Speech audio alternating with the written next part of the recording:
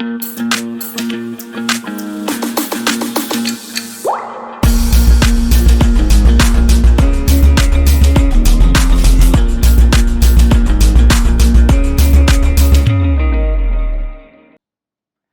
everyone, welcome back to the Layman Way and welcome to this course on CSAT।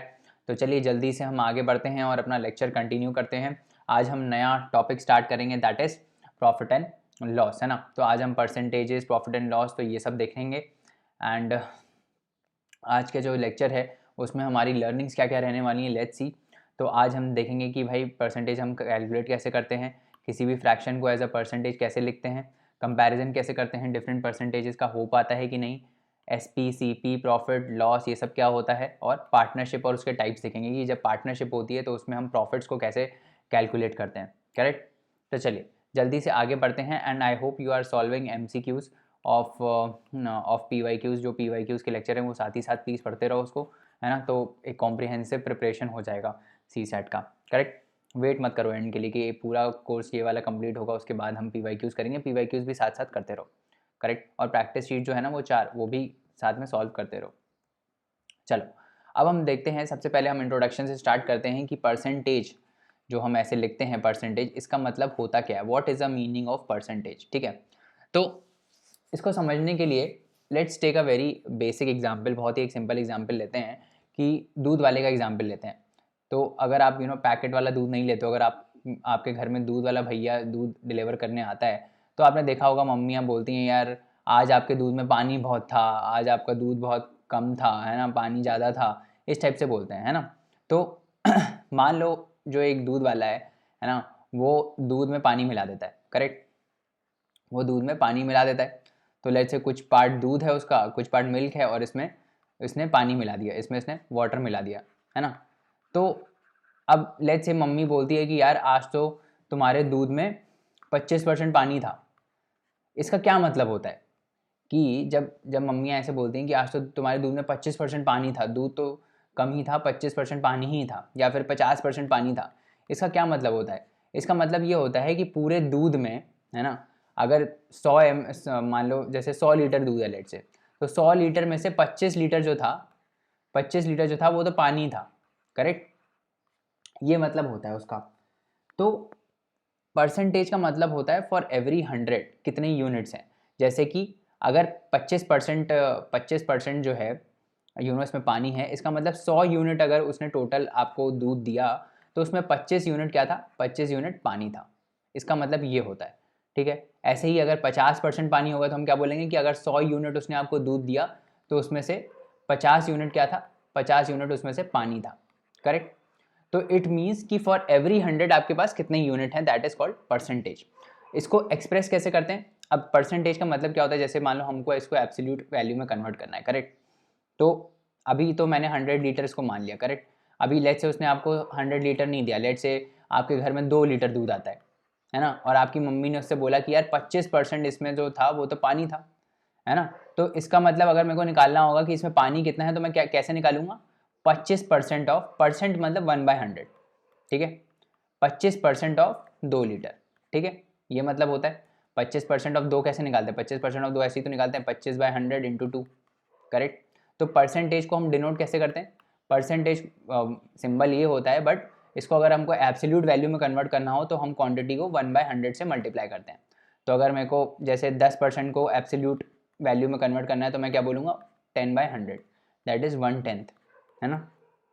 ऐसे ही मेरे को अगर 25% को कन्वर्ट करना हुआ तो मैं क्या बोलूँगा, 25/100।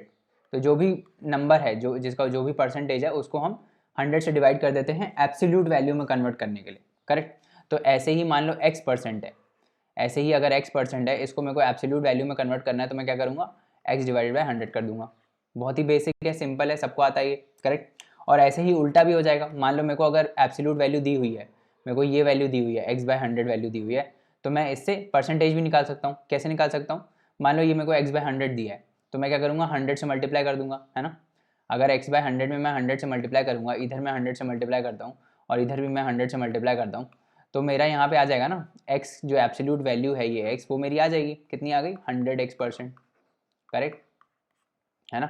तो ऐसे ही मान लो आपको दिया 1/4, आपको दिया है 1/4, इसको इस एब्सोल्यूट क्वांटिटी को मेरे को परसेंटेज में कन्वर्ट करना है, तो मैं क्या करूँगा 100 से मल्टीप्लाई कर दूंगा।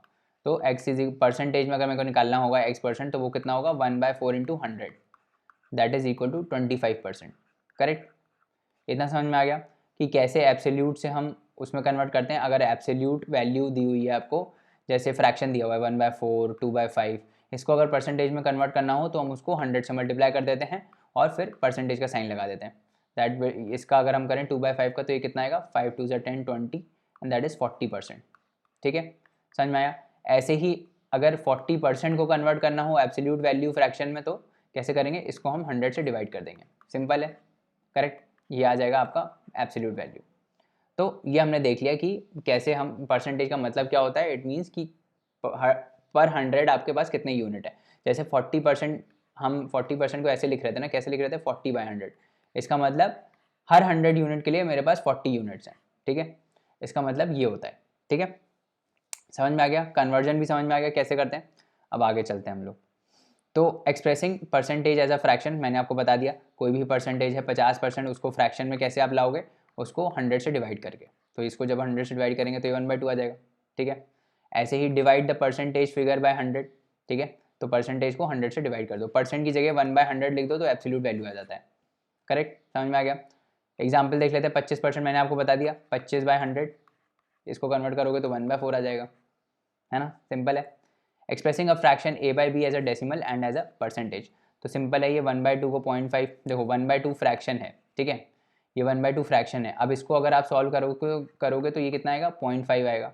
अब इसी का मेरे को अगर परसेंटेज निकालना होगा, हाफ का परसेंट कितना होगा, तो मैं इसको 100 से मल्टीप्लाई कर दूंगा, तो ये कितना आ जाएगा 50%, है ना? समझ में आ रहा है? 1/2 का डेसिमल वैल्यू 0.5 है, और इसी का अगर हम परसेंटेज निकालेंगे तो क्या आएगा? परसेंटेज में कन्वर्ट करने के लिए इसको हम क्या करते हैं, इंटू 100 कर देते हैं, दैट इज़ 50%। ऐसे ही 1/5 का 0.2 होगा फ्रैक्शन, बट इसको अगर हमको उसमें कन्वर्ट करना होगा किसमें, परसेंटेज में, तो इंटू 100 कर देंगे। ऐसे ही सबके लिए होगा। समझ में आ गया? आगे बढ़ते हैं और थोड़े एग्जाम्पल्स को अब हम देखते हैं। थ्योरी हमने काफ़ी पढ़ ली। पहला क्वेश्चन क्या बोल रहा है? Express 36% as a fraction. तो 36% को फ्रैक्शन के तरह एक्सप्रेस करना है, कैसे करोगे? 36 इंटू 1/100 है ना, परसेंटेज की क्या 1/100 लिख देंगे। तो इसको करो, कितना आएगा 18, 50, फिर 25 और फिर 19, 9 से 18, तो 9/25 आ जाएगा, है ना? ये फ्रैक्शन क्या आएगा इसका 9/25। सही है। ऐसे ही 64% का इक्वल टू क्या होगा? 64% को अगर हमको डेसिमल में कन्वर्ट करना है तो 64/100, तो ये क्या आ जाएगा 0.64, है ना? डेसिमल में कन्वर्ट करना है तो 0.64 डेसिमल फॉर्म में लाना है। अगर फ्रैक्शन फॉर्म में लाना होता तो हम p/q फॉर्म में लिखते हैं ना। फ्रैक्शन मतलब p/q वाला फॉर्म, डेसिमल वाला ऐसे पॉइंट वाला फॉर्म कुछ करके, है ना? तो पॉइंट वाले फॉर्म में 0.64 आ जाएगा। करेक्ट? ऐसे ही क्या बोल रहा है, 3/20 को एज अ परसेंटेज डिपिक्ट करो। तो 3/20 का अगर हम परसेंटेज निकालने के लिए जाएंगे तो क्या करेंगे हम, 3/20 में हम 100 को मल्टीप्लाई कर देंगे, तो ये 5 चला जाएगा, है ना? This will come out to be 15%। Correct? Simple है, बेसिक है। ठीक है, अब एक और चीज़ देखते हैं। Find 36% of 30। क्या करना है हमको, x% ऑफ कोई क्वांटिटी निकालनी है, x% ऑफ a। ठीक है, तो x% ऑफ a का क्या मतलब है कि x/100 टाइम्स ऑफ a। ठीक है, ये इसका एब्सोल्यूट वैल्यू होता है। वहाँ जब हमने दूध वाले की बात करी थी, मैंने आपको बताया था ना कि अगर मान लो 2 लीटर दूध होता और इसमें आपकी मम्मी बोलती कि 25% इसमें पानी है, तो इसका मतलब मेरे को अगर पानी निकालना होगा इसमें, तो मैं क्या करूँगा 25% ऑफ ये 2 लीटर, है ना? टोटल क्वांटिटी का 25%, यानी 25%, दैट इज 25/100 इंटू 2 लीटर, यही होगा। इसी को ही बोलते हैं 25% ऑफ 2 लीटर्स। ऐसे ही यहाँ पे क्या बोल रहा है 36% ऑफ 30, मतलब 36% को कैसे लिखोगे 36/100 ऑफ 30, मतलब इंटू 30, है ना? 36% ऑफ 30। समझ में आ गया? तो ये यहाँ से आपका आंसर आ जाएगा। ठीक है, कितना आएगा 6 3 18 3 9 बाई 10, दैट इज 9.8, है ना? समझ में आ गया? x% of a, x% of कोई a क्या होगा, x% ऑफ a मतलब कि x/100 इंटू a। ठीक है, सिंपल है, समझ में आ गया? इतना बेसिक है, सबको पता होना चाहिए। आगे बढ़ते हैं। अब हम देखते हैं कि परसेंटेज का रिलेटिव वैल्यू क्या है। कंपेयर हम अगर हमको कोई 2 परसेंटेज दिए हुए हैं तो क्या हम 2 क्वांटिटीज़ को कंपेयर कर सकते हैं?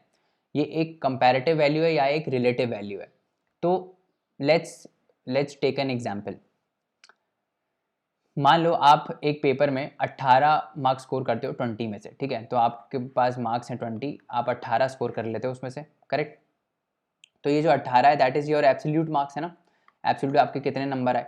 अब इसी को अगर मेरे को परसेंटेज में कन्वर्ट करना हुआ, आपके 20 में से 18 नंबर आए हैं, है ना, आपके 20 में से 18 नंबर आए हैं। अगर यही चीज़ को मेरे को परसेंटेज में कन्वर्ट करना हुआ तो मैं कैसे करूँगा, इसी चीज़ को, आपके 20 में से 18 आए थे, इसको मैं 100 से मल्टीप्लाई कर दूंगा, है ना, तो ये कितना आ जाएगा 9, मतलब आपके 90% मार्क्स आए हैं, है ना, आपके 90% मार्क्स आए हैं, समझ में आ रहा है ना, आपके 90% मार्क्स आए हैं अगर आपके 18 नंबर आए हैं 20 में से, ठीक है।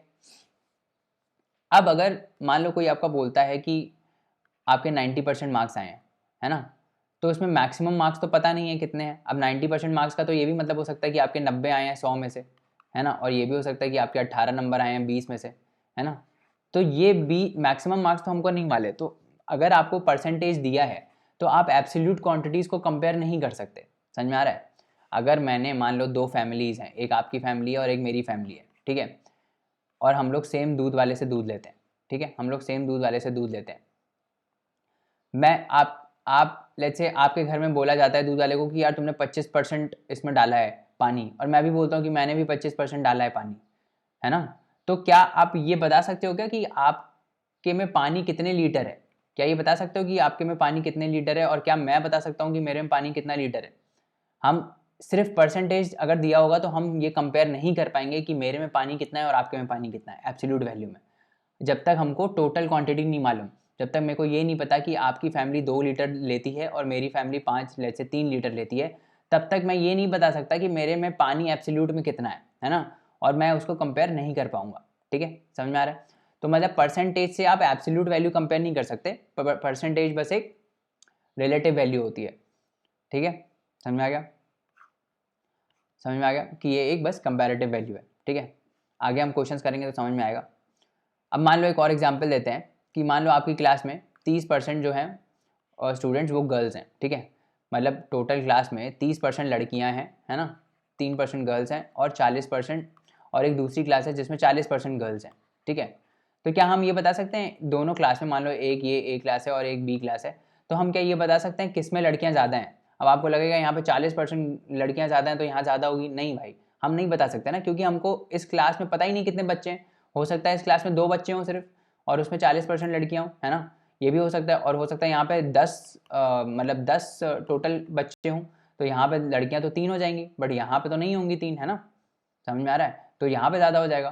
तो ये हम नहीं बोल सकते, वही जो मैं आपको पीछे कंसेप्ट बता रहा था कि जो परसेंटेज है वो कंपैरेटिव वैल्यू है, रिलेटिव वैल्यू नहीं है, ठीक है, समझ में आया ना क्या बोल रहा हूँ, ठीक है। तो can you compare the girls in 2 classes? No we can not, है ना, it depends on the actual number of students in both the classes. We can not say in which class absolute number of girls is more. तो हम absolute value को percentage से compare नहीं कर सकते। अगर हमको सिर्फ परसेंटेज दिया है तो हम ये नहीं बता सकते कि कहाँ एब्सोल्यूट वैल्यू ज़्यादा है ना, जैसे ऊपर वाला एग्जाम्पल लड़कियों वाला हुआ। हम सिर्फ डिफरेंस कंप्यूट कर सकते हैं परसेंटेजेस में, ठीक है, और उसका उसका अभी हम देखेंगे नहीं, हम एग्जाम्पल्स देखते हैं थोड़े से आगे बढ़ के। चलो पहला क्वेश्चन क्या बोल रहा है, x is what percent of y. अब ये बोल रहा है कि x is what percent of y, तो हमको ये निकालना है कि x जो है वो y का कितना परसेंट है। तो लेट्स से मान लो a परसेंट है, ठीक है, मान लो x जो है वो a परसेंट है y का, तो इसका मतलब क्या होगा कि x is equal to a/100 into y, है ना। अगर कोई भी चीज़ किसी का जैसे हमने वहाँ पढ़ा था कि भाई 2 लीटर का 25%, ठीक है, 2 लीटर का 25% का सॉरी 2 लीटर का 25% का क्या मतलब है, 25% ऑफ 2 लीटर, है ना, यही मतलब था, ठीक है, इतना परसेंटेज ऑफ दिस। तो अगर x, अगर कोई क्वांटिटी x है वो y का कुछ परसेंटेज है, तो हम कैसे निकालेंगे कि वो कितना परसेंटेज है। समझ में आ रहा है क्या बोल रहा हूँ, फिर से देखो, नहीं समझ में आ रहा आपको लग रहा है। 2 लीटर है पानी, उस टाइम 2 लीटर मान लो था, मान लो 100 लीटर है, ठीक है, 100 लीटर दूध था, है ना, उसमें हमने क्या बोला था कि 25% पानी है ना, पानी कितना है 25%, ये परसेंटेज था पानी का। तो एक्चुअली में कितना था 25/100 इंटू 100, है ना, यही तो था। ये 100 क्या है, ये आपका टोटल है ना, और ये क्या आ जाएगा, ये आ जाएगा पानी आपका वाटर, ठीक है। अब यहीं पे ये क्या बोल रहा है, x is what percent of y, मतलब x जो कि ये w है, is what percent of y, ये जो 100 है इस वाई का कितना परसेंट है, तो हम मान लेते हैं a परसेंट है, तो a by 100 into y is equal to x हो जाएगा, है ना, ठीक है। तो a क्या आ जाएगा यहाँ से, a आ जाएगा x बाई वाई इंटू 100, ठीक है, समझ में आ गया। a क्या आ जाएगा x बाई वाई इंटू 100। ऐसे ही उल्टा हो जाएगा, y is what percent of x, तो let's say y is a percent of x, तो y is equal to a by 100 into x, यही हो जाएगा ना, y is a percent of x, ये है a percent, y is a percent of x, है ना, तो a क्या आ जाएगा यहाँ से y बाई एक्स इंटू 100, ठीक है, समझ में आ गया। अब ऐसे ही अगला क्वेश्चन देखते हैं, what percent of 3.6 kilometre is 360 metre. तो जो भी चीज़ आपसे पूछी गई है उसको आप कोई वेरिएबल मान लो x, तो हमने इसमें मान लिया, इस वाले क्वेश्चन में हमने मान लिया कि let's say it is x percent, let's say 360 metre जो है, 360 मीटर जो है वो x परसेंट है, किसका, x परसेंट है 3.6 किलोमीटर्स का, यही तो पूछ रहा है, what percentage of 3.6 kilometre is 360 metre, तो मतलब 360 मीटर कितना परसेंटेज है किसका, 3.6 किलोमीटर का। अब हमको 3.6 किलोमीटर्स को पहले मीटर्स में कन्वर्ट करना पड़ेगा, तो 1000 से मल्टीप्लाई करेंगे, तो 1000 से मल्टीप्लाई करोगे तो आप कितना आ जाएगा 33,600, है ना, तो यहाँ से अब आप निकाल सकते हो, है ना, 100 यहाँ से चला गया और x कितना आ गया, x आ गया 10 मीटर्स, सॉरी 10 आ गया, है ना, तो मतलब ये जो 360 मीटर है that is 10% of how much, 10% of 3.6 kilometres, ठीक है, समझ में आ रहा है। अब एक टाइप के ऐसे क्वेश्चंस भी आते हैं जिसमें हमने ये निकालते हैं कि bye what percentage is the greater quantity more than smaller, तो दो क्वांटिटीज़ होती हैं उसमें से एक बड़ी होती है और एक छोटी होती है, अब हमको ये निकालना होता है कि ये कितना परसेंटेज बड़ी है इससे, ठीक है, तो वो हम कैसे निकालते हैं, लेट्स सी। तो पहले हम क्वेश्चन के थ्रू ही देखते हैं, ये फॉर्मूला आप याद कर सकते हो बट हम क्वेश्चन के थ्रू देखते हैं तो ज़्यादा समझ में आएगा। By what percent is the sum of ₹100 more than sum of ₹90। तो इस क्वेश्चन का मतलब क्या है, मतलब ये है कि 100 रुपये हैं हमारे पास, ठीक है, और दूसरे साइड क्या है 90 रुपये हैं, ठीक है, तो ये जो 100 है ना, ये जो 100 है वो कितने परसेंट ज़्यादा है इससे, हमको पता है, हमको ये पता चल रहा है ना कि ये 10 रुपये ज़्यादा है, 100 रुपये 90 से 10 रुपये ज़्यादा है ना, सिंपल सी बात है, 100 रुपये जो है वो 90 से 10 रुपये ज़्यादा है। तो अब ये पूछा है कि 10 ये जो रुपये है वो कितना परसेंटेज है 90 रुपये का, यही पूछ रहा है।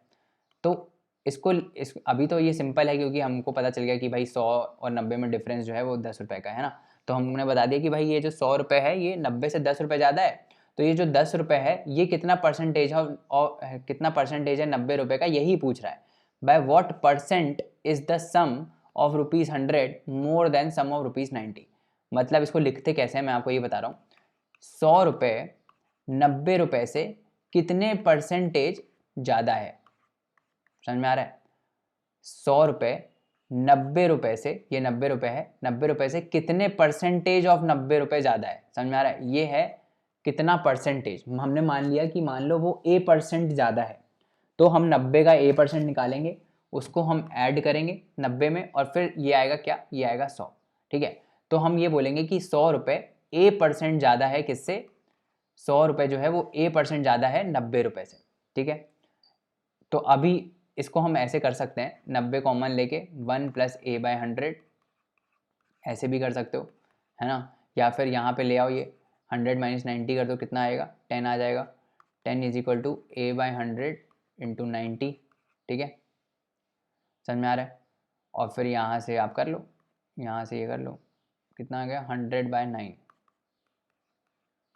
100/9, ठीक है, तो ये आ गया इतना परसेंटेज, ये जो 100 है वो 90 से 100/9% ज़्यादा है, ठीक है। और दूसरा हमने वो लिया था, तो दूसरे मेथड से हमने क्या किया था कि ये जो 100 है वो 90 से 10 रुपये ज़्यादा है ना, अब ये 10 रुपये कितना परसेंटेज है 90 का, वो भी सेम ही चीज़ आएगा, करके देखें 10 रुपये कितना परसेंटेज है किसका, 90 रुपये का, तो यही तो मतलब हुआ 10 रुपये कितना परसेंटेज है 90 का, तो यहाँ से भी यही आएगा 100/9, है ना, तो ये 100/9% ज़्यादा है, समझ में आ रहा है ना।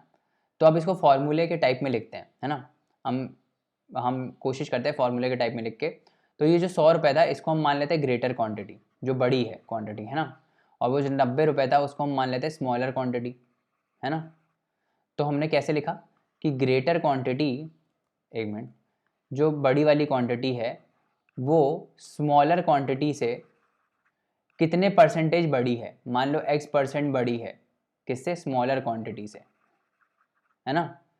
जो बड़ी वाली क्वांटिटी है वो छोटी वाली से कितने परसेंटेज बड़ी है, कितने परसेंटेज बड़ी है मतलब कितना परसेंटेज बड़ी है, ऐसे ही लिखेंगे, है ना। समझ में आया ना कि ग्रेटर वाली स्मॉलर से कुछ परसेंटेज बड़ी है, कुछ x% जो है स्मॉलर का वो आपको ऐड करना पड़ेगा ताकि ग्रेट वाली बड़ी वाली क्वांटिटी आ पाए। तो इससे हम x निकालेंगे स्टैंडर्ड टर्म्स में, क्या आ जाएगा, ग्रेटर माइनस स्मॉलर क्वांटिटी, है ना, is equal to x by 100 into smaller quantity, है ना। तो यहाँ से आ जाएगा greater minus smaller divided by smaller quantity into 100, है ना, यही आ जाएगा, ये हो जाएगा परसेंटेज। ये नॉर्मल टर्म्स में परसेंटेज है जो ये फॉर्मूला बता रहा है आपको, है ना, कि जो ग्रेटर क्वांटिटी जो परसेंटेज कितने परसेंटेज से ज़्यादा होगी greater quantity, greater minus smaller by smaller into 100, ठीक है। ये आपको याद करने की ज़रूरत नहीं है, ये बेसिक नॉर्मल सी चीज़ है ना। अब दूसरा क्वेश्चन देखते हैं, if Anil salary is 20% less than Raju salary. इसका मतलब क्या है, मान लो अनिल की सैलरी ए है ना, और राजू की सैलरी आर है, ठीक है। तो अनिल क्या बोल रहा है, अनिल की जो सैलरी है, अनिल की जो सैलरी है वो राजू से 20% कम है, मतलब राजू की सैलरी में हम 20% कम कर देंगे, 20% ऑफ राजू सैलरी कम कर देंगे तो अनिल की सैलरी आ जाएगी। यही मतलब है ना कि अनिल की जो सैलरी है वो राजू से 20% कम है, मतलब 20% ऑफ जो राजू की सैलरी है वो हम डिडक्ट करेंगे जब राजू की सैलरी में, तो हमारी अनिल की सैलरी आ जाएगी। Then by what percent is Raju salary more than that of Anil. अब ये क्या पूछ रहा है कि राजू की सैलरी अनिल की सैलरी से कितने परसेंटेज ज़्यादा है, तो मान लो x% ज़्यादा है ना, यही पूछ रहा है ना कि राजू की सैलरी अनिल की सैलरी से कितने परसेंट ज़्यादा है, ठीक है, ये निकालना है हमको। तो यहाँ से a और r के बीच में रिलेशन आ जाएगा, ये कितना आएगा, ये आएगा 80/100 इंटू आर, है ना, a is equal to 80/100 into r, ठीक है। और यहाँ से क्या आ जाएगा, r is equal to a times 1 + x/100, है ना, कॉमन ले लेंगे हम इसको, a की जगह हम क्या लिख देंगे 80/r, 80r/100 सॉरी, और फिर यहाँ पे 1 + x/100, ठीक है। अब इसको सॉल्व करो, r चला गया इधर से, ये आएगा 100/8, 100/80 sorry, is equal to 1 + x/100, है ना। ये तो सिंपल है, ये सॉल्व हो जाएगा, कितना आएगा 20/80, 20/80 क्योंकि ये -1 जाएगा ना इधर, यहाँ पे -1 जाएगा, तो 20/80 इज इक्वल टू x/100, है ना। कितना आ जाएगा ये, 2 4 ज़ा 8, और फिर 4 और 100 में 25 आ जाएगा, तो x कितना आ जाएगा, x आ जाएगा 25%, है ना। तो इसका क्या मतलब है, इसका मतलब ये है कि राजू की सैलरी 25% ज़्यादा है अनिल की सैलरी से, ठीक है, और अनिल की सैलरी राजू से 20% कम है, ठीक है। तो ये रिलेशन आ गया, समझ में आ रहा है ना हम कैसे कर रहे हैं। बस ये कंसेप्ट बताने के लिए अभी बेसिक क्वेश्चन कर रहे हैं, अभी टफ आएंगे आगे क्वेश्चन। अब bye what percent is the smaller quantity less than greater, अभी पीछे देख ही लिया हमने, है ना, कि जो छोटी क्वांटिटी है वो कितने परसेंट बड़ी है ना, अभी हमने देख लिया ना पीछे वाले उसमें देख लिया था हमने कि ये जो छोटी क्वांटिटी है ये जो छोटी क्वांटिटी है वो कितने परसेंट कम है, और ये जो बड़ी क्वांटिटी है वो कितने परसेंट ज़्यादा है। तो इसी टाइप से ये वाले क्वेश्चंस भी करने हैं हमको, तो हम करके देखते हैं एक बार। क्या बोल रहा है ये, मोहित वेट इज़ 40 kg, तो मोहित का वेट कितना है 40 kg। रोहन का वेट कितना है 35 kg, रोहन का वेट कितना है 35 kg। By what percent is Rohan's weight, by what percent is Rohan's weight less than that of Mohit's weight. तो मान लो x% कम है, कुछ भी चीज़ पूछिए उसको x% मान लो, तो मान लो रोहन का वेट मोहित से x% कम है, तो इसका क्या मतलब हुआ कि रोहन का वेट मोहन से x% कम है, मतलब कि मोहन का वेट मोहन के वेट से x% कम है, तो हम x% ऑफ मोहन वेट को माइनस कर देंगे मोहन से, ठीक है। तो अब रोहन का वेट क्या हो जाएगा, मोहन का वेट कॉमन ले लेंगे 1 - x/100, ठीक है। यहाँ पे रोहन का वेट हम डाल देंगे 35, मोहन का वेट कितना है 40 है, ठीक है। यहाँ पे आ जाएगा 1 - x/100, ठीक है। अब इसको सॉल्व करो, 35/40 आएगा इधर, 35/40 -1, एक मिनट रुको, 30/40 इज इक्वल टू 1 - x/100, है ना, यही आएगा। ये क्या यहाँ से कितना आ जाएगा, ये 1 ले जाओ इधर, तो 35/40 -1, तो कितना आ जाएगा -5/40 is equal to minus x by 100।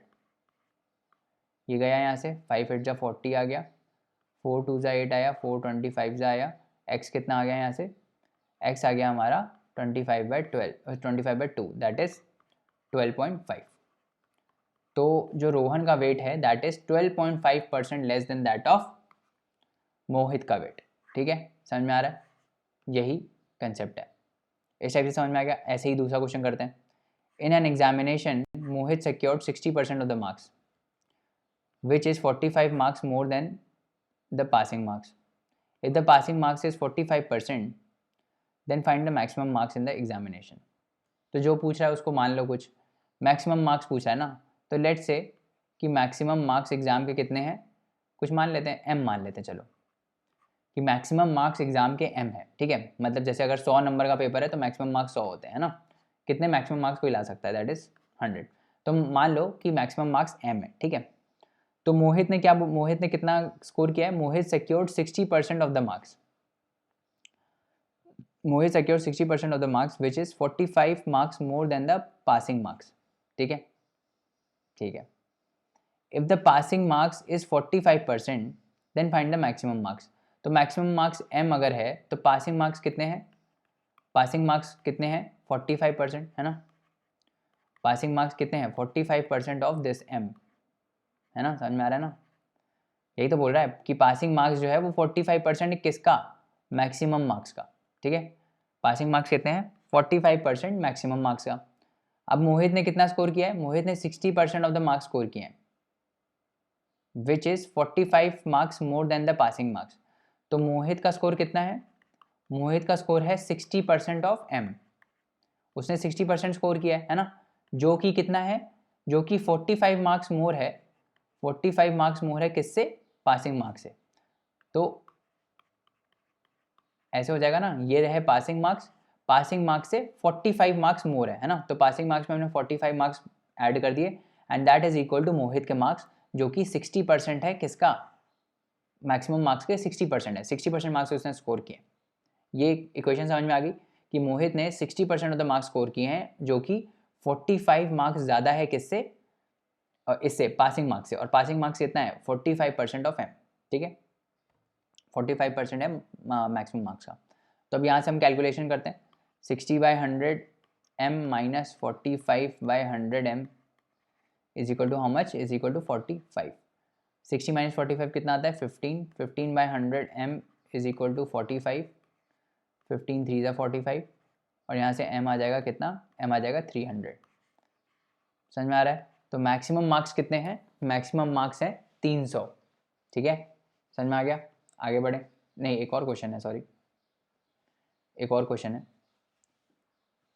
Just a minute. तो क्या बोल रहा है ये क्वेश्चन, देखते हैं, तीसरा क्वेश्चन देखते हैं। The price of an article is decrease by 20%।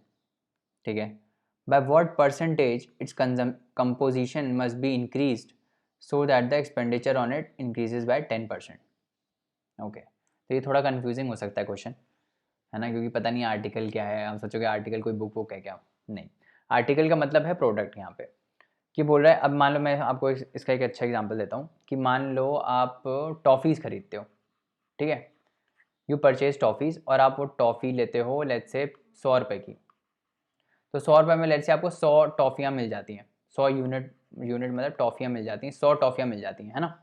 तो वो ये बोल रहा है ये कंजम्पशन आपका कितना है, ये कंजम्पशन आपका 100 टॉफ़ियाँ आप खाते हो, है ना, और उसके लिए आप कितना पैसा देते हो, 100 रुपये देते हो, है ना। तो दिस इज एक्सपेंडिचर।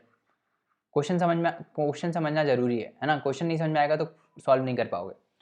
ये बोल क्या रहा है इसमें, ये बोल रहा है कि कंजम्पशन और एक्सपेंडिचर से इसका क्या मतलब है कि ये जो आर्टिकल है आपका, जो ये टॉफ़ी है, ये आपका आर्टिकल है। ठीक है, जो आर्टिकल है ये टॉफ़ी है, मतलब कुल मिला के अगर आप 100 रुपये की 100 टॉफ़ियाँ खरीदते हो तो आपका कंजम्पशन कितना है, 100 टॉफ़ियों का, आप 100 टॉफ़ी खा रहे हो और आप उसके लिए पैसा कितना खर्चा कर रहे हो, 100 रुपये खर्चा कर रहे हो, है ना, यही मतलब है इसका।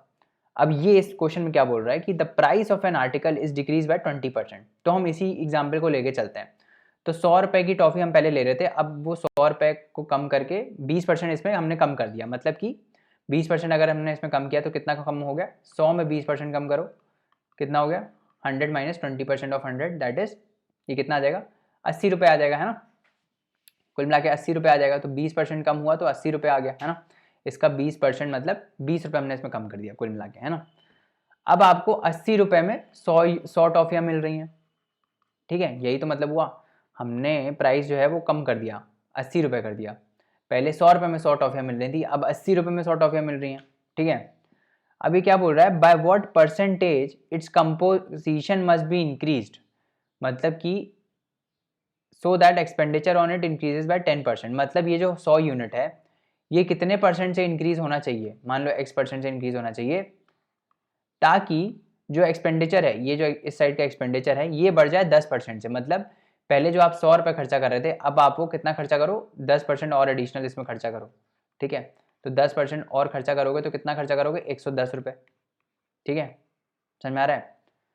आपका एक्सपेंडिचर बढ़ना चाहिए 10% से, ठीक है। आप पहले 100 रुपये दे रहे थे, एक्सपेंडिचर आपका 100 रुपये था, अब आपका एक्सपेंडिचर बढ़ना चाहिए 10% से, दैट इज आपका एक्सपेंडिचर कितना हो जाना चाहिए, 110 रुपये, ठीक है।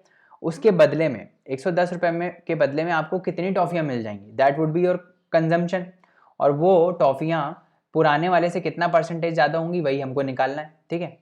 तो 80 रुपये में आपको कितनी टॉफियाँ मिल रही हैं, 80 रुपये में आपको 100 टॉफियाँ मिल रही हैं या 100 आर्टिकल मिल रहे हैं। तो 1 रुपये में कितने मिलेंगे, 1 रुपये में 100/80 मिलेंगे। और ऐसे ही 110 रुपये में कितने मिलेंगे, 110 रुपये में आपको कितना यूनिट मिल जाएगा, 100 डिवाइडेड बाय 80 इंटू 110, ठीक है। इतनी टॉफियाँ आपको मिल जाएंगी, है ना। इतनी तो टॉफियाँ आपको मिलेंगी, है करेक्ट, समझ में आ रहा है ना। अब यही जो जितनी ये कंजम्पशन है, ये आपका जो नया कंजम्पशन आया है वो कितना परसेंटेज ज़्यादा है किससे, पुराने वाले से, यही वो पूछ रहा है। By what percentage its composition must be increase, मतलब ये 100 से कितना ज़्यादा हम, कितना परसेंटेज हम इसका इंक्रीज़ करें ताकि हमारा ये आ जाए। तो मान लो x% इंक्रीज़ कर रहे हो, है ना। तो 100 में मान लो ये x% इंक्रीज़ हो रहा है, तो ये क्या आ जाएगा, 1 + x/100 is equal to this quantity, है ना। कैसे निकाला, 100 में हमने x% ऐड कर दिया, x% ऑफ 100 हमने इसमें ऐड कर दिया, ठीक है। समझ में आया। This is equal to this much. अब हम इसको इक्वेट कर देते हैं, तो यहाँ से ये चला गया, फिर यहाँ से ये चला गया, तो कितना आया, 11/8 इज इक्वल टू 1 + x/100, ठीक है। यही आया, इसको हम सॉल्व करते हैं। 11/8 इज इक्वल टू 1 + x/100, तो ये कितना आ जाएगा, 3/8 इज इक्वल टू x/100, है ना। 4 × 2 = 8, 4 × 25 ज़ा, तो ये आ जाएगा 75/2। 75/2 कितना हो गया, 37.5, ठीक है। तो ये इंक्रीज़ होना चाहिए 37.5% से, ताकि हमारा एक्सपेंडिचर जो है वो 10% से बढ़ सके, ठीक है। इसमें मेजर प्रॉब्लम अगर आपको आई होगी, अगर आप नहीं कर पाए होगे, तो मेजर प्रॉब्लम जो आई होगी वो ये समझने में आई होगी कि इसका क्या मतलब है, कंपोजिशन और एक्सपेंडिचर का क्या मतलब है ना। तो कंपोजिशन और एक्सपेंडिचर का यही मतलब है कि आपने कितना लिया, कितने यूनिट लिया, और उसके ऊपर आपने कितना खर्चा किया, एक्सपेंडिचर वो है, ठीक है। समझ में आया।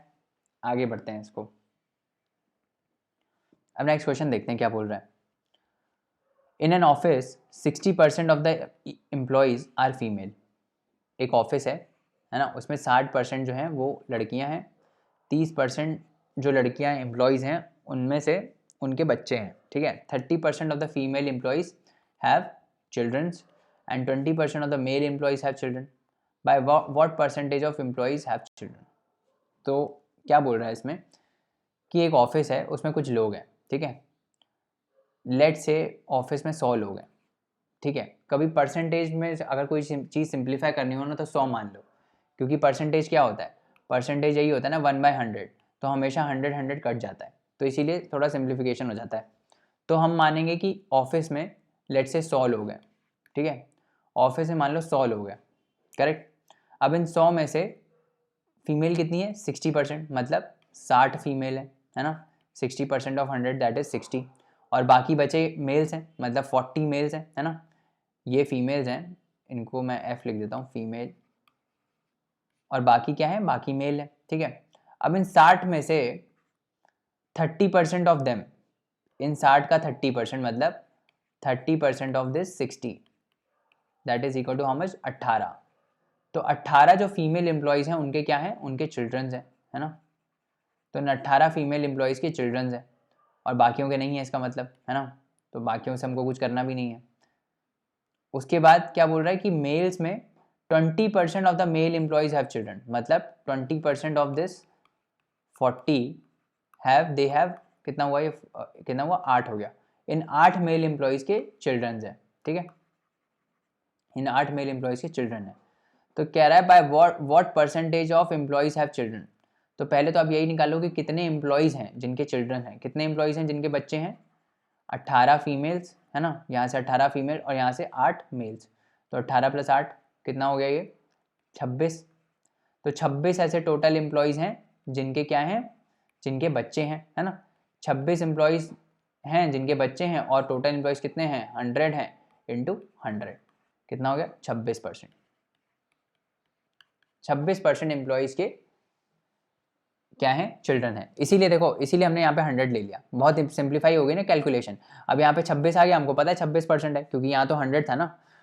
आप किसी का परसेंटेज कैसे निकालते हो, मतलब ये क्या बोल रहा है कि ये जो 26 आया है वो कितना परसेंटेज है टोटल एम्प्लॉयज़ का, मतलब 100 का कितना परसेंटेज है, तो 100 का कितना परसेंटेज है, 26% है ना, यही पूछ रहा है ये। समझ में आया, आगे बढ़ते हैं। अब हम बात करते हैं कॉस्ट प्राइस और सेलिंग प्राइस की, ठीक है। तो जब भी आप सामान लेने जाते हो दुकान पे, तो दुकानदार आपको देता है, मान लो आप मैगी का पैकेट लेने गए, करेक्ट, तो मैगी का पैकेट आप लेने गए तो आपने उसने आपको 10 रुपये में दे दिया मैगी का पैकेट, छोटू वाला पैकेट, है ना। तो ये जो मैगी का पैकेट उसने आपको 10 रुपये में बेचा, ये जो 10 रुपये है इसको हम क्या बोलेंगे, इसको हम बोलेंगे सेलिंग प्राइस। सेलिंग प्राइस मतलब वो प्राइस जिस पे दुकानदार आपको सामान बेचता है, that is called selling price.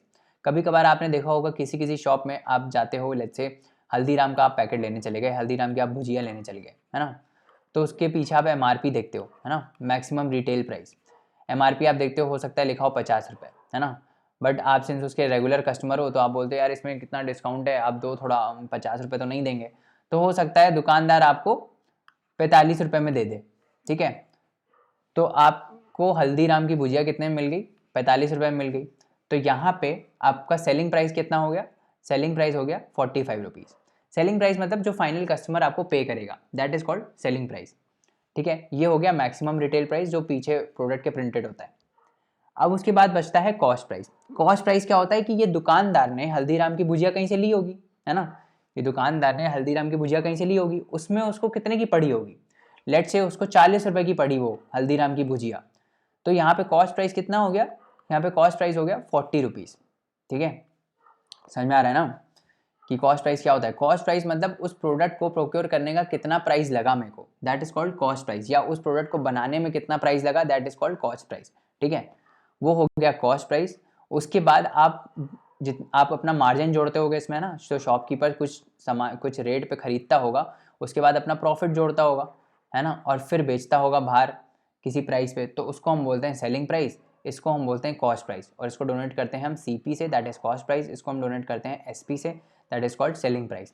तो इसके बाद जो प्रॉफिट होगा इसका, जो इस दुकानदार का प्रॉफिट होगा वो कितना हो जाएगा, जिस पे उसने बेचा माइनस जिस पे उसने खरीदा, है ना, यही तो हो जाएगा प्रॉफिट। तो प्रॉफिट क्या हो गया, selling price minus cost price. समझ में आ गया, आगे बढ़े।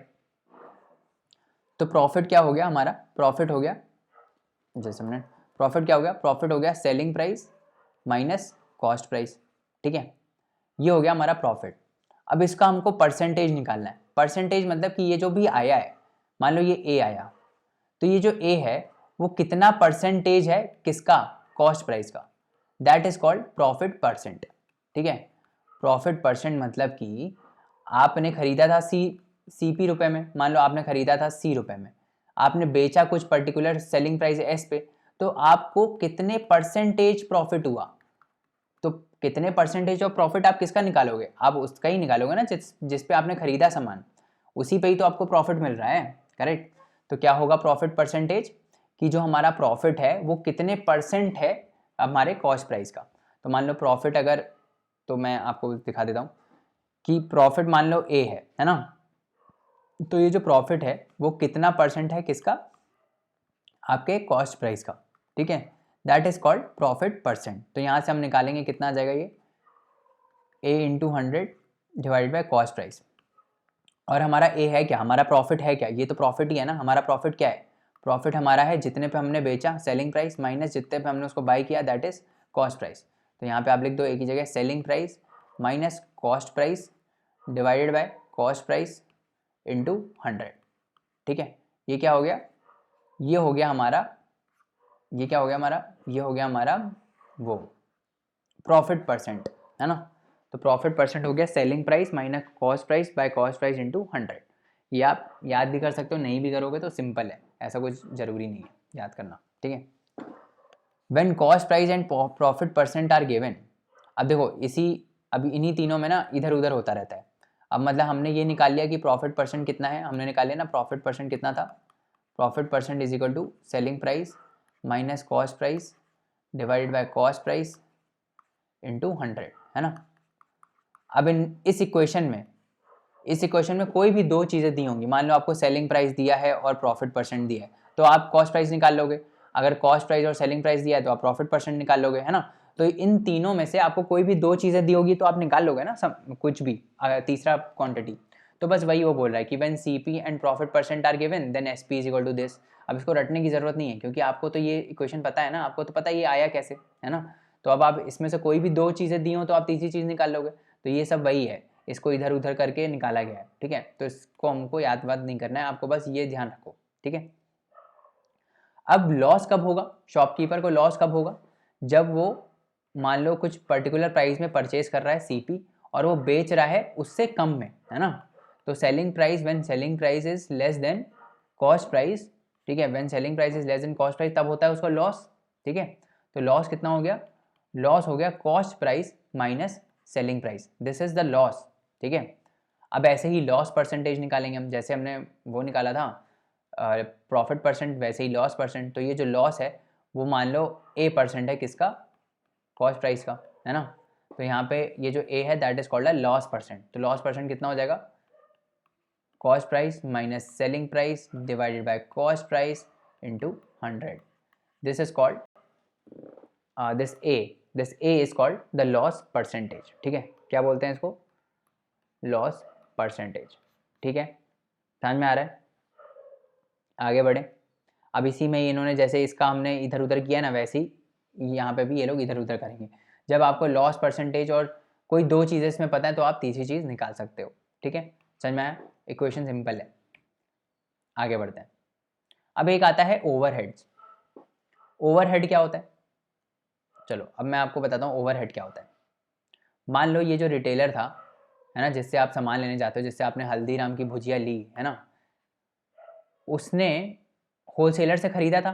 ठीक है, होलसेलर ने बोला कि मैं तुमको ये कॉस्ट प्राइस में दूंगा। ठीक है, बट मेरे वेयर हाउस से अपने वेयर हाउस तक ले जाने के लिए जो गाड़ी का खर्चा वगैरह है, जो ट्रांसपोर्टेशन है, वो सब तुम्हारा रहेगा। ठीक है, तो ये जो गाड़ी का खर्चा है, ट्रांसपोर्टेशन का खर्चा है, इसको हम क्या बोलते हैं, इसको हम बोलते हैं ओवरहेड्स। ओवरहेड मतलब हमको पड़ा तो था वो कॉस्ट प्राइस में, बट उसके ऊपर हमको ये खर्चा आ रहा है, ट्रांसपोर्टेशन का खर्चा आ रहा है, अगर कोई ख़राब हो गई चीज़ तो उसको रिपेयर करने में खर्चा आ रहा है। तो ये सब हम क्या बोलते हैं, ये सब हम बोलते हैं ओवरहेड्स। ओवरहेड्स आर एक्सपेंसेस जो आपके कॉस्ट प्राइस के ऊपर होते हैं और वो फाइनल आपका जो प्रोडक्ट होगा ना उसमें जुड़ेगा। क्यों जुड़ेगा, क्योंकि आपको तो प्रोडक्ट कितने में पड़ा, आपने खरीदा तो उससे कॉस्ट प्राइस में, बट आपको ट्रांसपोर्टेशन का खर्चा पड़ गया, है ना, आपको रिपेयर का खर्चा पड़ गया, तो ये आप सब जोड़ोगे किस में, टोटल कॉस्ट में। आपको टोटली वो प्रोडक्ट जो है आपके घर में आके कितने का पड़ा, ठीक है, तो वो होता है टोटल कॉस्ट। ठीक है, समझ में आ रहा है। All the expenditure incurred on transportation repairs are categorize as overheads, है ना। These overheads are always included in the cost price of the article. तो वहाँ पे जो आपको वो हल्दीराम भुजिया बेच रहा था सेलिंग प्राइस में, वो ये इंश्योर कर रहा था कि उसके जो ओवरहेड्स हैं वो सारे कवर्ड हो, मतलब उसने जितने पे ख़रीदा उसने जितने पे होलसेलर से ख़रीदा, प्लस उसको जितना ट्रांसपोर्टेशन आया, प्लस उसको कितना कुछ रिपेयर आया, वो सब उसमें उसके कॉस्ट प्राइस में जुड़ा रहता है। तो ये ध्यान रखना, cost price of the article में हमेशा ओवरहेड्स जो हैं वो हमेशा जुड़े रहते हैं, दे आर एडेड। ठीक है, समझ में आ रहा है, तो ये आपको याद रखना है। ठीक है, percentage of profit is always calculated on the cost price of an article. ठीक है, तो परसेंटेज जो हम कभी कैलकुलेट कर रहे थे प्रॉफिट परसेंट और लॉस परसेंट, वो हमेशा किस पर होता है, वो हमेशा कॉस्ट प्राइस पर होता है। हमने देखा था ना कि ये कॉस्ट प्राइस का परसेंटेज है, ठीक है। तो ये हमको याद करना है, ये आपको पता होना चाहिए, और ये कभी भी गलत नहीं होना चाहिए कि कभी भी सेलिंग प्राइस पे आप मत निकाल देना इसको, है ना। तो प्रॉफिट परसेंटेज जब भी होता है, प्रॉफिट परसेंटेज या लॉस परसेंट, दोनों हम किस पे निकालते हैं, दोनों हम निकालते हैं कॉस्ट प्राइस पे ही निकालते हैं, ठीक है। समझ में आ रहा है। अब देखो, अब एक शॉर्ट ट्रिक है जो आप याद भी कर सकते हो, नहीं याद करनी तो आप निकाल भी सकते हो, बट मैं बता देता हूँ क्योंकि मेरा काम है बताना। When there are two articles having the same cost price, दो आर्टिकल्स हैं ए और बी, है ना, जिसका कॉस्ट प्राइस सेम है, मतलब सीपी दोनों का सेम है। If one article is sold at A% profit and the other is sold at same loss percent, then effectively neither profit nor loss is made. मतलब क्या है इसका, मान लो आपने दो आर्टिकल खरीदे, दो प्रोडक्ट खरीदे आपने ए और बी, ठीक है। एक शॉपकीपर है, उसने दो प्रोडक्ट खरीदे थे ए और बी में, दोनों का जो कॉस्ट प्राइस है वो सेम है ना, इसका भी सीपी है और इसका भी सीपी है, ठीक है। अब जब इसने बाहर बेचा तो लेट से इसने ए को A% प्रॉफिट पे बेचा, A% प्रॉफिट पे बेचा, और बी को A% लॉस पे बेचा, ठीक है। ए को इसने A% प्रॉफिट पे बेचा और बी को इसने A% लॉस पे बेचा। तो इफेक्टिवली दोनों को मिला के ना ही इसको कोई प्रॉफिट हुआ है ना ही इसको कोई लॉस हुआ है, ठीक है। समझ में आया, neither profit is made nor loss is made, ठीक है। समझ में आया, मतलब कुल मिला के इन दोनों को जब आप ऐड करोगे, दोनों को cost price 2C, that would be equal to twice of selling price. कुल मिला के इस क्या हुआ है कि पहले परसेंट में A% प्रॉफिट हुआ था जब मैं इसने ए आर्टिकल को बेचा, बट बी में उसको A% लॉस हो गया, तो नेट में इसको ना फ़ायदा हुआ है ना लॉस हुआ है, अगर हम दोनों आर्टिकल को कंसिडर करेंगे, ठीक है। एक ये चीज़ हो गई। दूसरा ट्रिक ये है कि अगर दो आर्टिकल्स हमारे पास फिर से हैं, ठीक है, दो आर्टिकल्स हमारे पास फिर से हैं जिनका सेलिंग प्राइस सेम है। अब ए और बी जो है, पहले तो हमने इसका कॉस्ट प्राइस सेम किया पहले केस में कि हमने दोनों को सेम प्राइस पे खरीदा था, बट मैंने ए को A% प्रॉफिट पे बेचा और बी को A% लॉस पे बेचा, तो नेट में ना मेरे को प्रॉफिट हुआ ना मेरे को लॉस हुआ।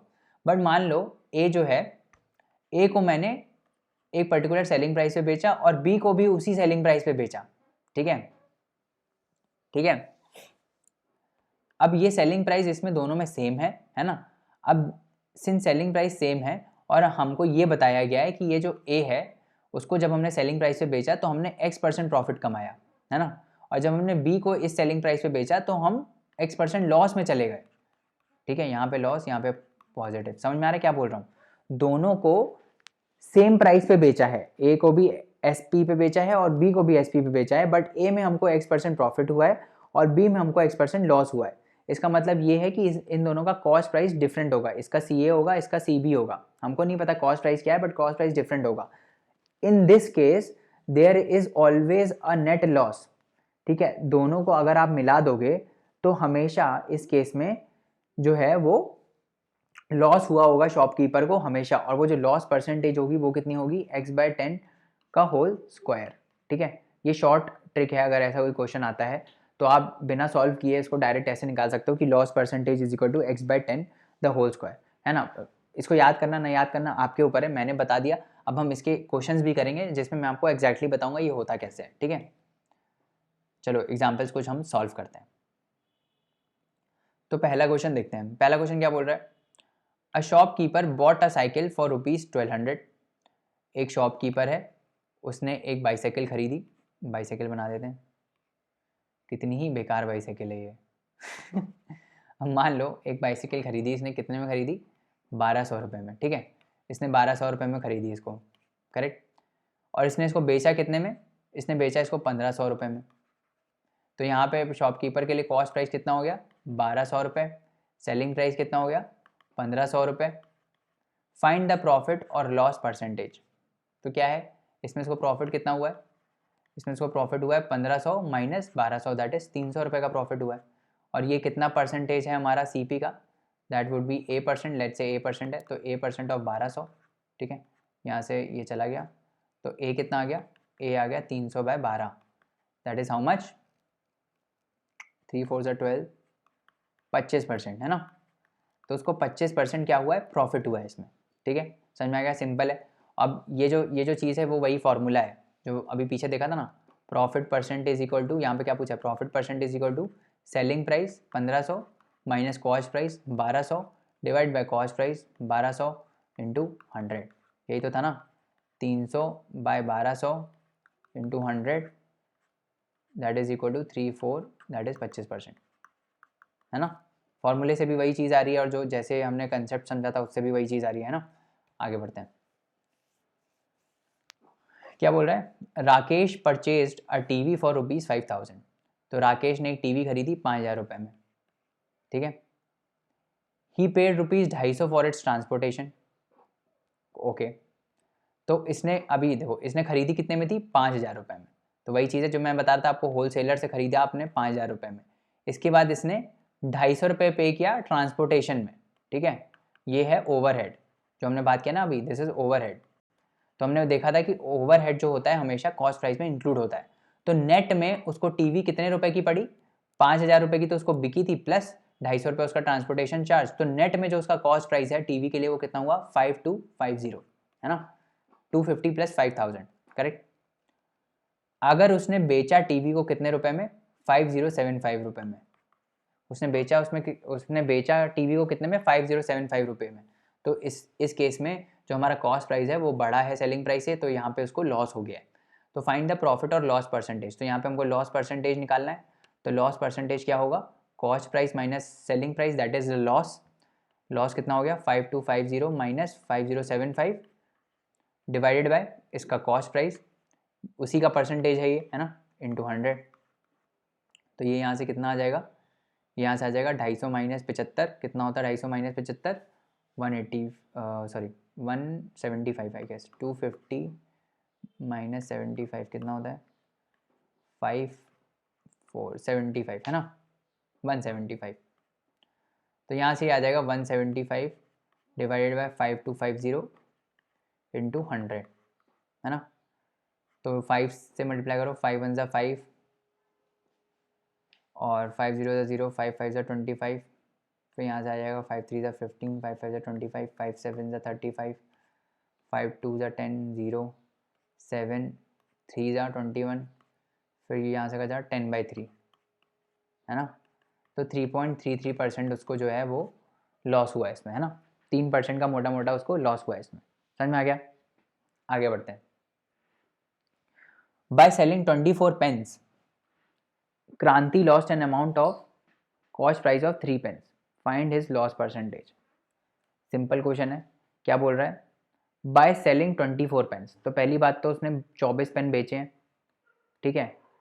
अब मान लो एक पेन उसने SP में बेचा, एक पेन का मान लो सेलिंग प्राइस SP है, ठीक है। तो 24 पेन उसने कितने में बेचे होंगे, 24 इंटू SP, है ना।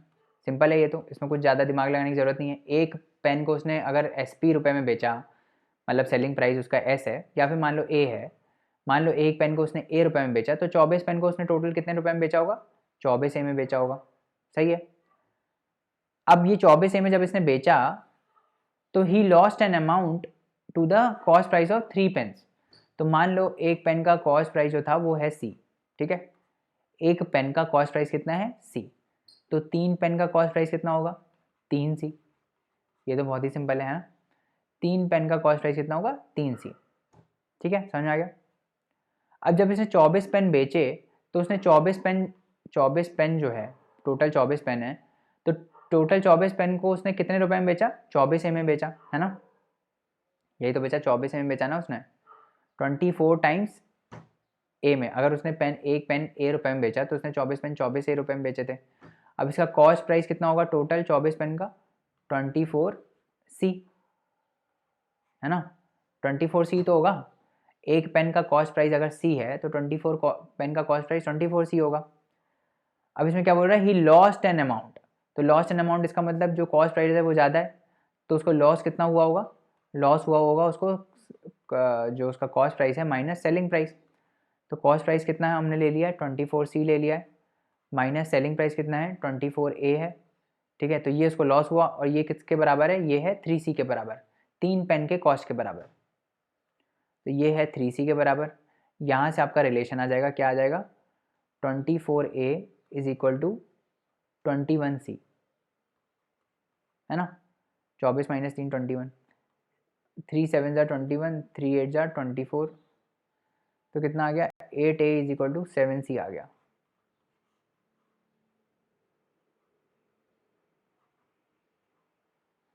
Eight A is equal to क्या आ गया 8A is equal to 7C आ गया। ठीक है,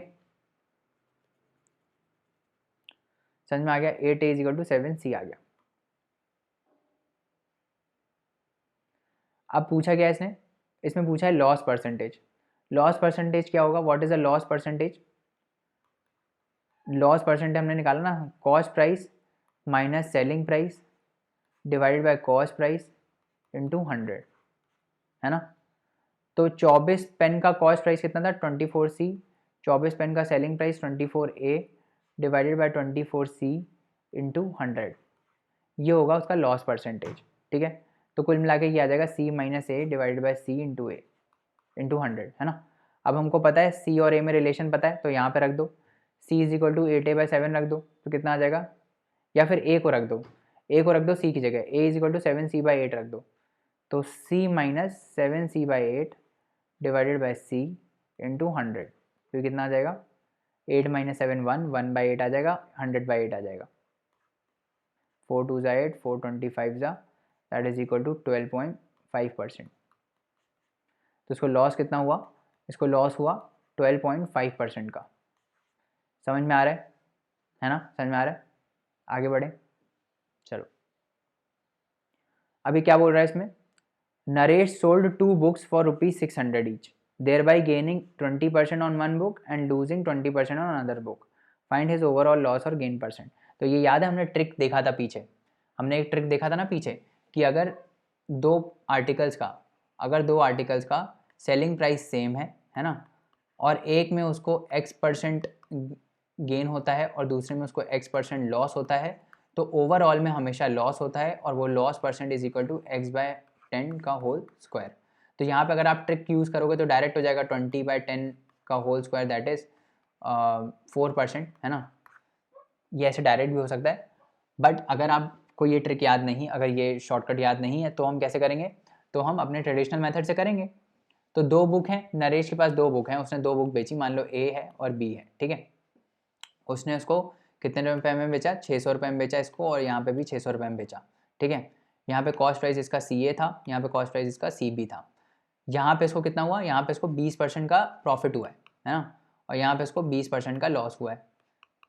तो प्रॉफिट और लॉस हम कैसे निकालते हैं, प्रॉफिट परसेंटेज कैसे निकलती है, is equal to selling price जो कि है 600 माइनस कॉस्ट प्राइस जो कि है CA divide by cost price into 100, ये होगा इसका प्रॉफिट परसेंट जो कि है 20%। तो यहाँ पे लिख दो 20% is equal to 600 minus CA divide by CA into 100, यहाँ पे 100 आ जाएगा।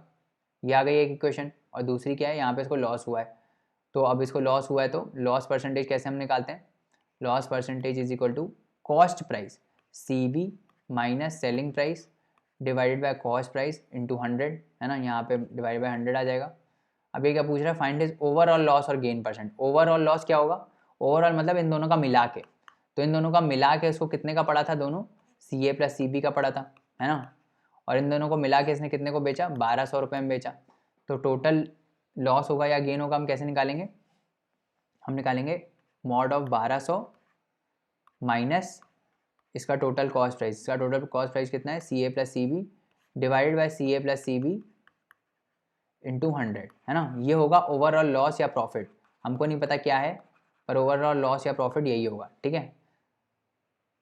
तो जब भी ऐसा होता है तो ओवरऑल लॉस होता है, वैसे हमेशा ये आपको याद रखना है कि ओवरऑल इस टाइप से लॉस होता है, बट हमको नहीं पता तो हम मॉड लगा देते हैं। मतलब ये जो डिफरेंस है ये पॉजिटिव भी हो सकता है, ये नेगेटिव भी हो सकता है, हमको नहीं पता क्या है, हमने इसमें माना है कि ये लॉस है ना।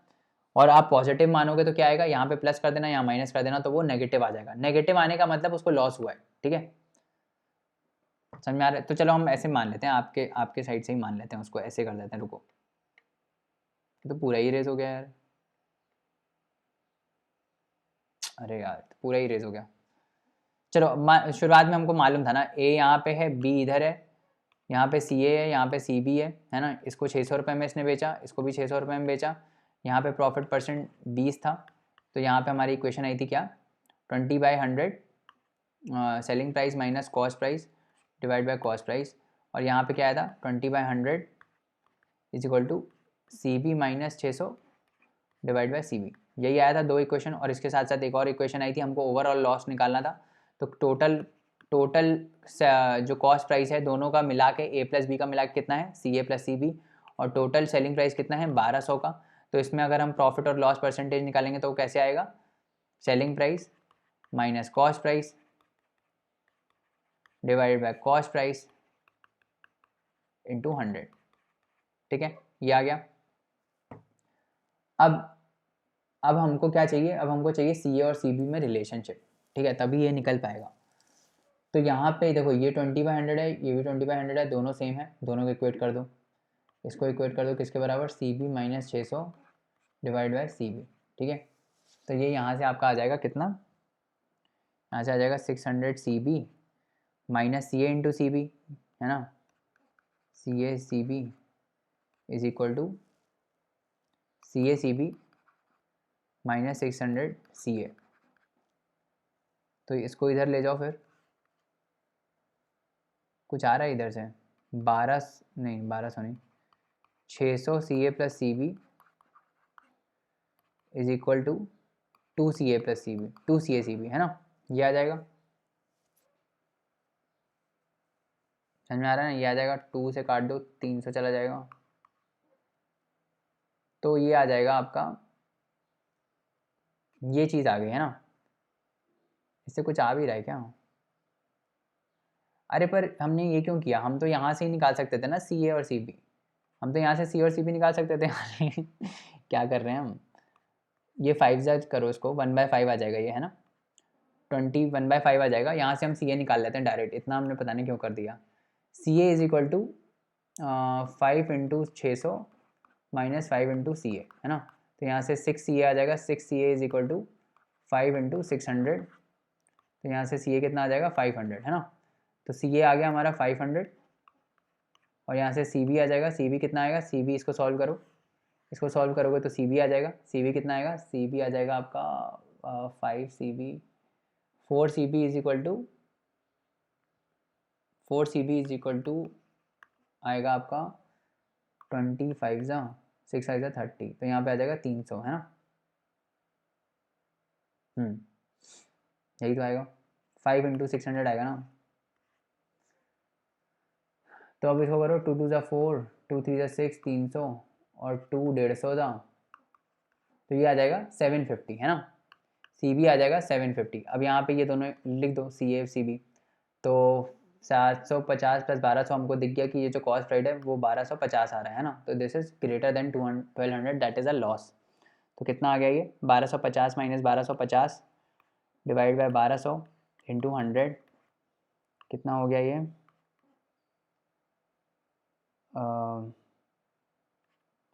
2 6 जा 12, 2 25 जा 6 4 जा 24,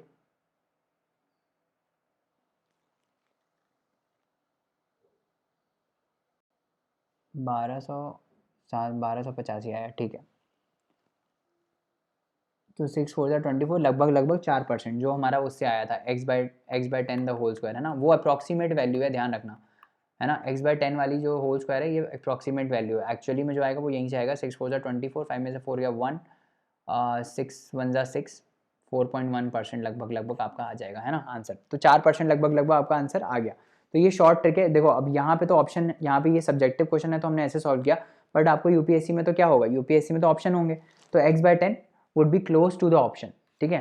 तो 4.1 आ रहा है, यहाँ पे 4% आ रहा है, तो उस टाइप से हो सकता है, ठीक है, समझ में आ गया। आगे बढ़ते हैं, अगला क्वेश्चन करते हैं। By selling a ball for ₹39, ठीक है, एक बॉल है, उसको ये शॉपकीपर बेचता है कितने रुपए में, 39 रुपीज़ में, ठीक है।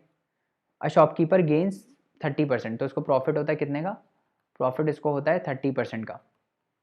Eight what price should he sell it again to gain 40%, ठीक है।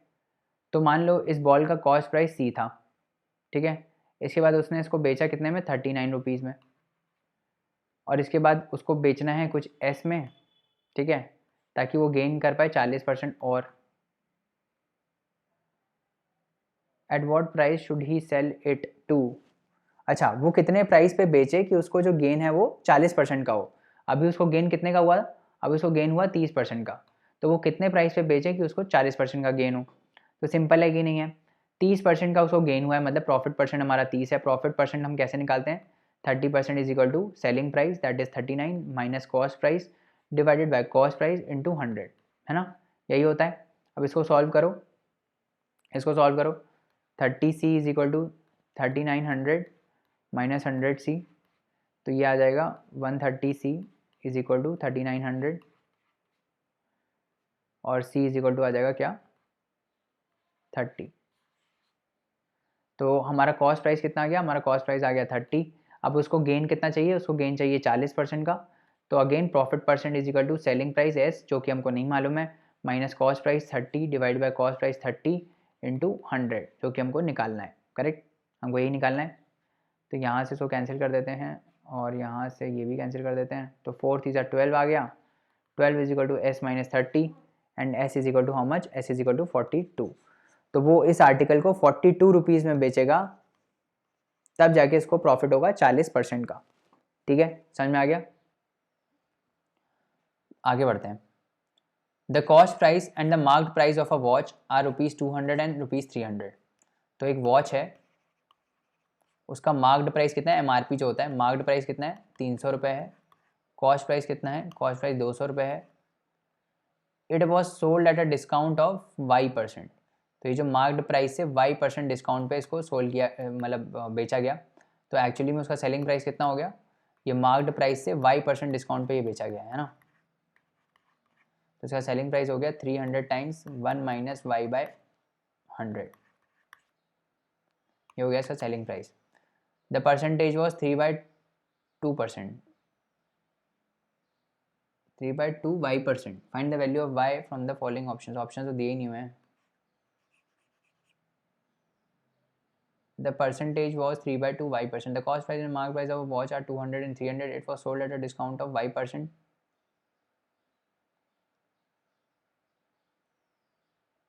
ये हम आधे क्वेश्चन लिखे हुए हैं। द प्रॉफिट परसेंटेज है इधर, द प्रॉफिट परसेंटेज वॉज 3/2%, है ना। तो प्रॉफिट परसेंटेज हम कैसे निकालेंगे, 3/2 Y% is equal to selling price जो कि है 300, 1 minus Y by 100 minus cost price कितना है 200 divide by cost price into 100। तो ये हमको दिया हुआ है प्रॉफिट परसेंटेज, ये यहाँ पे मिसिंग है, यहाँ पे प्रॉफिट आप जोड़े ना। The profit percentage was 3/2 Y, है ना। तो यहाँ से आ जाएगा 3Y/2 is equal to how much. इसको हम सॉल्व करने की कोशिश करते हैं, लेट्स सॉल्व दिस। तो यहाँ पे 200 और 100 इसको पहले कैंसिल करते हैं। यहाँ पे बचा 2 कट जाएगा इससे, है ना। तो यहाँ पे भी हटा देते हैं हम 2 इसको। 3Y इज इक्वल टू क्या आ जाएगा, 300 times 100 minus Y divide by 100 minus 200, है ना। 100 यहाँ से कट गया, this would be equal to 300 minus 3Y minus 200 और यहाँ पे 3Y है तो 6Y इज इक्वल टू आ जाएगा 100। तो यहाँ से Y आ जाएगा इक्वल टू 100/6। ठीक है, तो Y% कितना आ गया, 2 3 ज़ा 6, 2 5 ज़ा 10, 3 1 ज़ा 3, 3 6 ज़ा 18, 16.6%। तो Y की वैल्यू यहाँ से कितनी आ गई, Y की वैल्यू आ गई 16.6। ठीक है, 1-2 क्वेश्चन इनकम्प्लीट हो गए, है ना। तो चलिए आज के लेक्चर में बहुत हो गया और बाकी फिर हम अगले लेक्चर में और क्वेश्चंस को देखेंगे। और ये जो 1-2 क्वेश्चन जो गलत थे, जो ये वाला क्वेश्चन था पीछे वाला, इसको मैं एक बार देख लूँगा कि ये प्रॉफिट लिखा था यहाँ पे कि लॉस लिखा था। आई थिंक लॉस होगा, but then we'll discuss it in the next lecture. ठीक है, so thank you so much guys. if you love what we are doing, then you can please leave us a review on Google. The link is in the description. Thank you so much. अगले lecture में मिलते हैं, तब तक पढ़ते रहिए, hard work करते रहिए। Bye bye and take care.